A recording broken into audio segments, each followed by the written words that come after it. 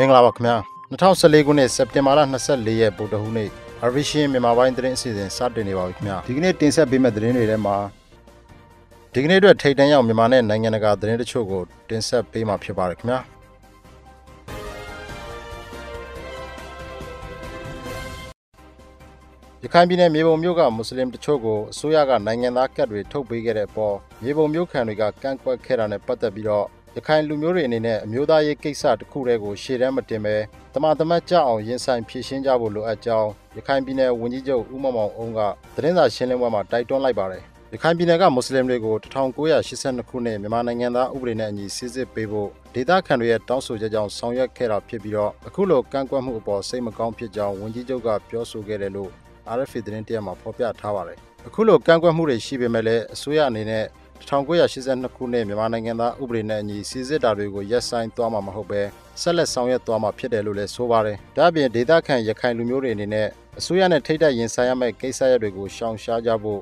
ဝန်ကြီးချုပ်ကသတိပေးလိုက်တယ်လို့လည်းသိရပါတယ်။အခုလိုနိုင်ငံသားဖြစ်ခွင့်အတိအမှတ်ပြုကတ်ပြားတွေထုတ်ပေးတာဟာအစိုးရအနေနဲ့စီစစ်ပြီးမှထုတ်ပေးတာဖြစ်တယ်။ဒီဖြစ်စဉ်ကိုလည်းနိုင်ငံတကာကစောင့်ကြည့်နေတဲ့အကြောင်းရခိုင်ဒေသခံတွေအနေနဲ့ပျော်ပြောင်းမှုရှိဖို့လိုအပ်တယ်ဆိုတာကိုတော့ဝန်ကြီးချုပ်အနေနဲ့သတိပေးသွားတယ်လို့ရခိုင်ပြည်နယ်အစိုးရအဖွဲ့တာဝန်ရှိသူတို့ကိုကားပြီးတော့မြစည်းမသတင်းတရက်ကလည်းဖော်ပြပါတယ်။မြေပုံမြို့နယ်တောင်ပေါ်ဒုက္ခသည်စခန်းမှာရှိတဲ့မွတ်စလင်တွေကိုအစိုးရကဖိအားပေးပြီးတော့နိုင်ငံသားဖြစ်ခွင့်လျှောက်ထားစေခဲ့ပြီးအဲ့ဒီထက်ကမွတ်စလင်1000ကျော်ကို1982ခုနှစ်မြန်မာနိုင်ငံသားဥပဒေအရ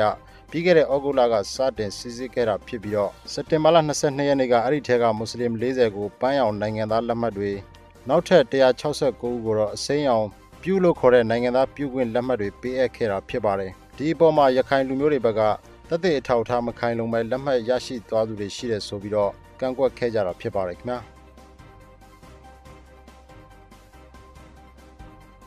ရခိုင်ပြည်နယ်မြေပုံမြို့နယ်မှာရှိတဲ့ရိုဟင်ဂျာအပါအဝင်မွတ်စလင်1000ကျော်တွေကအ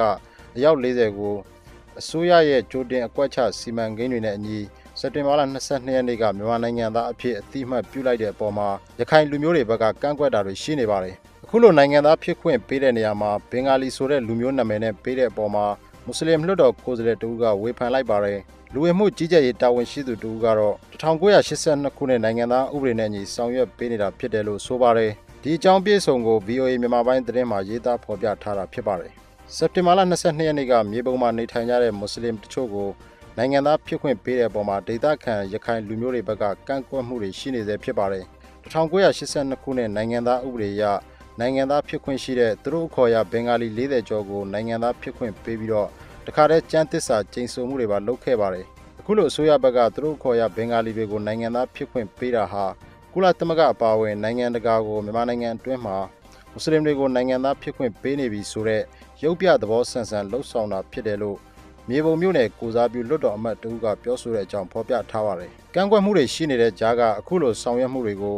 ုတခြားဒေသခံတွေကလည်းကန့်ကွက်မှုတွေလှုပ်လာနိုင်တယ်လို့ရှုမြင်တဲ့အကြောင်းအဲ့ဒီလွှတ်တော်ကိုယ်စားလှယ်ကဆိုပါတယ်နေပြည်တော်ကလူဝင်မှုကြီးကြပ်ရေးဝန်ကြီးဌာနရဲ့ဒီအရာရှိတူကတော့အခုလိုနိုင်ငံသားလက်မှတ်ထုတ်ပေးတာဟာရခိုင်ပြည်နယ်အစိုးရအဖွဲ့ရဲ့တောင်းဆိုချက်အရဥပဒေနဲ့အညီဆောင်ရွက်ပေးတာသာဖြစ်တယ်လို့ပြောပါတယ်မြေပုံမြို့နယ်မှာရှိတဲ့မွတ်စလင်တွေက40ကျော်ကိုနိုင်ငံသားဖြစ်ခွင့်ပေးတဲ့အပေါ်မှာဘင်္ဂါလီဆိုတဲ့လူမျိုးအမည်နဲ့နိုင်ငံသားဖြစ်ခွင့်ပေးတာဟာမဖြစ်သင့်ဘူးလို့ဘူးသီးတောင်မြို့နယ်ပြည်သူ့လွှတ်တော်ကိုယ်စားလှယ်ဦးရွှေမောင်ကပြောဆိုတဲ့အကြောင်းလည်းဖော်ပြထားပါတယ်။ဒါပေမဲ့နောက်တစ်ဖက်မှာလည်းပဲဒီရခိုင်ပြည်နယ်မြေပုံဒေသခံတဦးလည်းဖြစ်တဲ့မြေပုံမြို့နယ်ရခိုင်အမျိုးသမီးကွန်ရက်ရဲ့ဥက္ကဋ္ဌဖြစ်တဲ့ဒေါ်ခင်သိန်းကတော့သူတို့ကိုအခုလိုနိုင်ငံသားမပေးသင့်ဘူးလို့သုံးသပ်တဲ့အကြောင်းလည်းသိရပါတယ်။မြေပုံမြို့နယ်မှာရှိတဲ့ဒီမွတ်စလင်တွေကတချို့ကိုနိုင်ငံသားဖြစ်ခွင့်ပေးပြီးတော့ဒီကျန်းသစ္စာကျိန်ဆိုတဲ့အခမ်းအနားကိုရခိုင်ပြည်နယ်ဝန်ကြီးချုပ်ဦးမောင်မောင်အုံးကိုယ်တိုင်တက်ရောက်ဖို့ရှိခဲ့ပေမဲ့ဒေသခံရခိုင်တွေကဒီနေအိမ်တွေဆိုင်တွေပိတ်ပြီးတော့ကန့်ကွက်ခဲ့တာကြောင့်အဲ့ဒီအခမ်းအနားကိုဝန်ကြီးချုပ်လာရောက်ခြင်းမရှိခဲ့ဘူးလို့လည်းသိရပါတယ်ခင်ဗျာအမျိုးသားဒီမိုကရေစီအဖွဲ့ချုပ် NLD ပါတီအနေနဲ့လာမယ့်2015ရွေးကောက်ပွဲမှာ NLD ရဲ့ဥက္ကဋ္ဌဒေါ်အောင်ဆန်းစုကြည်သမ္မတမဖြစ်ဖို့တားမြစ်ခံရရင် NLD ပါတီအနေနဲ့ပြိုင်ဘက်ပါတီဖြစ်တဲ့ကြံ့ခိုင်တဲ့ဖွံ့ဖြိုးရေးပါတီဥက္ကဋ္ဌဗိုလ်ချုပ်ဟောင်းသူရဦးရွှေမန်းသမ္မတဖြစ်ဖို့ထောက်ခံအားပေးသွားမယ်လို့ Reuters သတင်းဌာနကရေးသားဖော်ပြချက်အပေါ် NLD ပါတီရဲ့တာဝန်ရှိသူတချို့ကမဟုတ်မှန်ကြောင်းညင်းဆိုလိုက်ပြီးတော့ဒီရေးသားချက်ကိုဖြေရှင်းပေးဖို့တောင်းဆိုလိုက်ပါတယ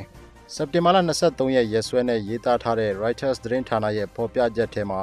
NLD ပါတီအနေနဲ့လာမယ့်2015ရွေးကောက်ပွဲမှာဒေါ်အောင်ဆန်းစုကြည်သမ္မတဖြစ်ခွင့်တားမြစ်ခံရရင် NLD ပါတီကထောက်ခံမှုအရှိနိုင်ဆုံးသမ္မတလောင်းဟာဗိုလ်ချုပ်ဟောင်းဦးရွှေမန်းသူရဦးရွှေမန်းဖြစ်တယ်လို့ပါတီရဲ့ပြောရေးဆိုခွင့်ရှိသူဦးညံဝင်းနဲ့ဦးဟန်သာမြင့်တို့ရဲ့ပြောဆိုချက်တွေကိုမှီညမ်းကိုးကားပြီးတော့ထည့်သွင်းထားတာဖြစ်ပါတယ်။ NLD ပါတီရဲ့ဥက္ကဋ္ဌဒေါ်အောင်ဆန်းစုကြည်ကိုသမ္မတမဖြစ်အောင်ဖွဲ့စည်းပုံအခြေခံဥပဒေအရဆက်လက်ပိတ်ဆို့ထားမယ်ဆိုရင် NLD ပါတီအနေနဲ့ဒေါ်အောင်ဆန်းစုကြည်အစားတခြားသမ္မတလောင်းအဖြစ်ပါတီတွင်းမှာရွေးချယ်သွားမှာမဟုတ်ပဲပြည်ထောင်စုကြံ့ခိုင်တဲ့ဖွံ့ဖြိုးရေးပါတီရဲ့လက်ရှိဥက္ကဋ္ဌဖြစ်တဲ့ဗိုလ်ချုပ်ကြီးဟောင်းသူရဦးရွှေမန်းသမ္မတဖြစ်စေဖို့အားပေးထောက်ခံသွားမယ်လို့ NLD ပါတီရဲ့ခေါင်းဆောင်တချို့ရဲ့ပြောဆိုချက်တွေကို Reuters သတင်းကဖော်ပြထားတာဖြစ်ပါတယ်။ခုလိုလွဲမှားဖော်ပြချက်တွေနဲ့ပတ်သက်ပြီးတော့ NLD ရဲ့ဗဟိုအလုပ်မှုဆောင်အဖွဲ့ဝင်ဦးဟန်သာမြင့်က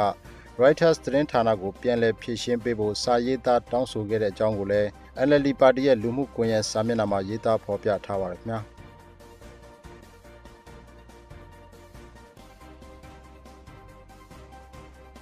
အမေရိကန်နဲ့မဟာမိတ်အာရပ်နိုင်ငံတွေပူးပေါင်းပြီးတော့ဆီးရီးယားနိုင်ငံတွင်းက Islamic State လို့ခေါ်တဲ့ IS အဖွဲ့အပေါ်လေကြောင်းတိုက်ခိုက်မှုတွေအင်္ဂါနေ့အစောပိုင်းကစတင်ပြုလုပ်ခဲ့တယ်လို့သိရပါတယ်။ဒီဝေဟင်တိုက်ခိုက်မှုတွေအတွင်းအမေရိကန်နဲ့အတူ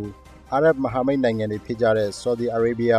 UAE, Jordan, Bahrain နဲ့ကာတာနိုင်ငံတို့လည်းပထမဆုံးပါဝင်ပံ့ပိုးခဲ့ကြတယ်လို့အမေရိကန်စစ်ဌာနချုပ်ကထုတ်ပြန်လိုက်ပါတယ်။အခုလိုပူးပေါင်းတိုက်ခိုက်မှုတွေကိုကြည့်ခြင်းအဖြစ်ဒီတိုက်ခိုက်ရေးကိုအမေရိကန်တနိုင်ငံတည်းကသာလှုပ်ဆောင်နေတာမဟုတ်ဘူးဆိုတာကိုကမ္ဘာကိုပြသလိုက်တာဖြစ်တယ်ဆိုပြီးတော့အမေရိကန်သမ္မတဘာရက်အိုဘားမားကပြောဆိုလိုက်ပါတယ်။အမေရိကန်နဲ့မဟာမိတ်နိုင်ငံတွေရဲ့အခုလိုပူးပေါင်းတိုက်ခိုက်မှုတွေကြောင့် IS တပ်ဖွဲ့ဝင်တွေဒါဇင်နဲ့ချီပြီးတော့ကြာဆုံးမှုတွေရှိခဲ့သလို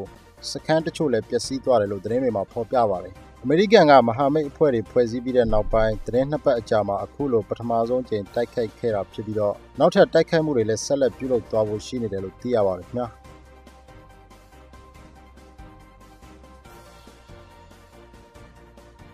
အနောက်အာဖရိကနိုင်ငံတွေမှာပြန့်နှံ့ဖြစ်ပွားနေတဲ့အီဘိုလာရောဂါကိုဟန်တာထိန်းချုပ်မှုမလုပ်နိုင်ဘူးဆိုရင်လာမယ့်ဇန်နဝါရီလအရောက်မှာအနောက်အာဖရိကမှာနေထိုင်တဲ့လူပေါင်း9သိန်းကနေ 1.4 သန်းကြားအရေးအတွက်အထိကူးစက်သွားနိုင်တယ်လို့အမေရိကန်သုတေသနပြုသူတွေကပြောဆိုတဲ့အကြောင်း VOA သတင်းတရက်မှာဖော်ပြထားပါတယ်။လိုက်ဘေးရီးယားနဲ့ဆီယာရာလီယွန်စတဲ့တိုင်းပြည်တွေမှာရောဂါဖြစ်ပွားနေတဲ့နှုန်းဟာရက်သက်တစ်ပတ်အနည်းငယ်အတွင်းမှာ2ဆတိုးများလာနေကြောင်းအခု WHO ကရရှိထားတဲ့ရောဂါဖြစ်ပွားမှုနှုန်းဟာတကယ်ယောဂဖြစ်ပွားမှုနှုန်းထက် short တွက်ထားတာသာဖြစ်တဲ့အကြောင်းအမေရိကန်ယောဂထိန်းချုပ်ရေးနဲ့ကာကွယ်ရေးဗဟိုဌာန CDC ကခန့်မှန်းပြောဆိုလိုက်ပါတယ်။ယောဂဖြစ်ပွားတဲ့ဒေသကိုအမေရိကန်အကူအညီပေးရေးတပ်ဖွဲ့ဝင်တွေ3000ဆေလွတ်မယ်လို့ကြေညာပေးထားပြီးတော့